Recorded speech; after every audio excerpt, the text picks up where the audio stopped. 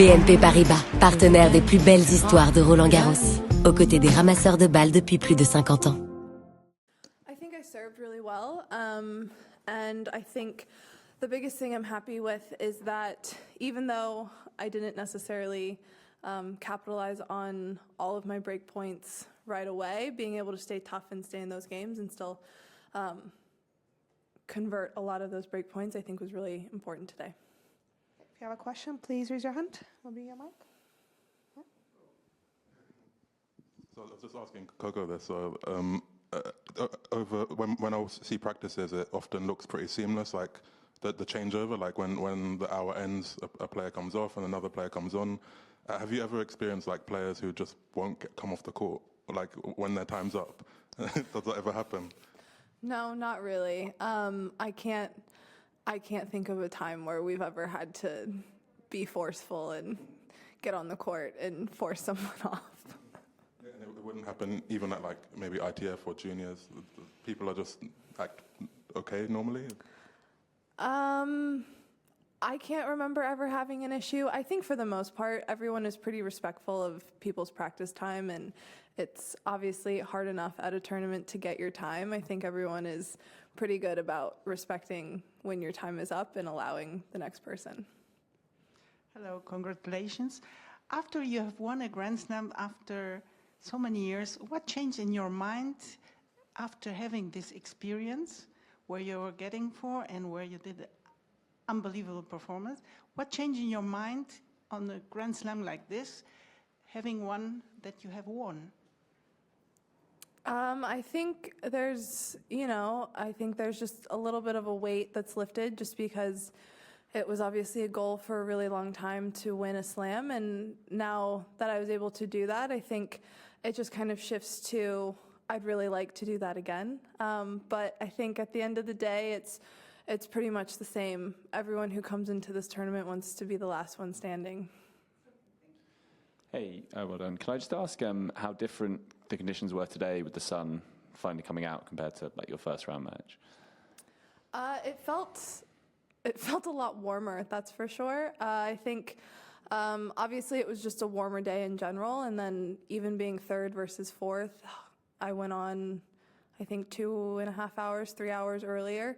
So it just felt like, the ball was moving a little bit more and it was maybe bouncing a little bit more. I feel like here, especially at night, it plays just a little bit slower and a little bit deader. How does that affect kind of your preparations or your mindset, I guess, mid-match, when it is, say, a bit livelier, a bit faster? I think you just know going into it, like I've been checking the weather to see what the next day looks like. So I typically, like today I went up in my tension just because I knew that the ball was probably going to fly a little bit more. And I think you kind of know that the ball might move a little bit more. You might have some balls that bounce higher. And on days where it's going to be later or colder, you know that you might have to reset the point a few more times.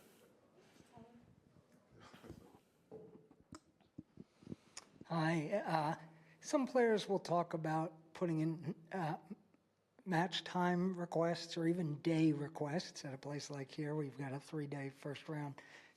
How often do you do that? How often do they listen to you? And has that changed over time for you?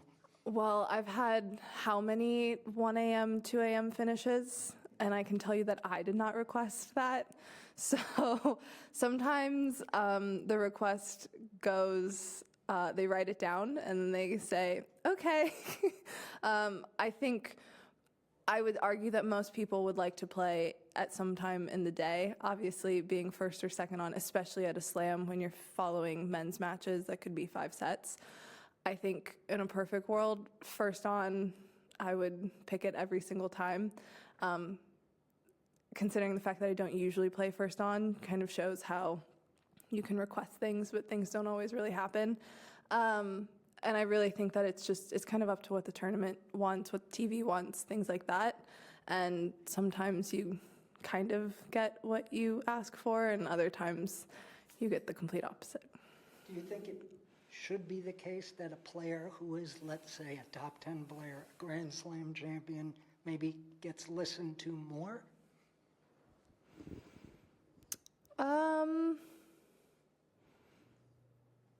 I don't really know how I feel about it, to be totally honest. I think in some ways is it totally fair? Probably not.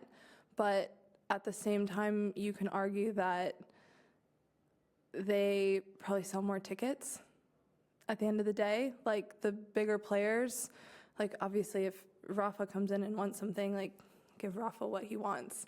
And I think there definitely should be a balance to it, but to be honest, I don't really know where I fully stand on that question. We'll do two last.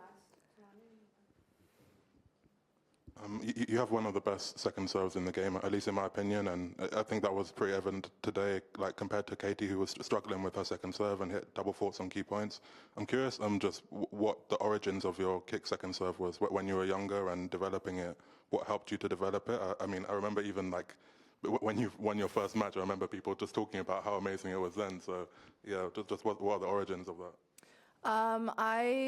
I started training at Everett Tennis Academy when I was 10, and I had a coach named Mandy Wilson, and I would say to this day I give her all of the credit in the world for my kick serve. She completely helped me from the start. I remember standing on the outside of a fence and having to try to kick it up and over the fence and just work on that so much, and it was just such a thing that we focused on for so long. And it was that, and honestly it was my forehand grip. I used to be very under, and there and so it took a few years of really practicing that and not really doing well. I would go to tournaments and my serve would be flattened out again, and we'd have to go back and really work on that. So lots and lots of work at a very young age. How long did it take you to get over the fence? I don't know if I ever successfully did make it over the fence. A lot of them would hit the top and come right back at me. So it was a good reaction drill as well. Hi, Madison. You've answered the question about things that have changed or not since you won a Grand Slam. I know you've answered that question a lot over the last few months. I just wonder, in a very micro scale, when you're in a match and it's tight, do the pressure moments feel any different to you? No. They don't? No. The pressure moments will always feel the same. I think it's the experience, obviously, I think helps, just because the more that you're in that and the more that you've found a way through them, I think you can rely on that. But the pressure moments feel the same.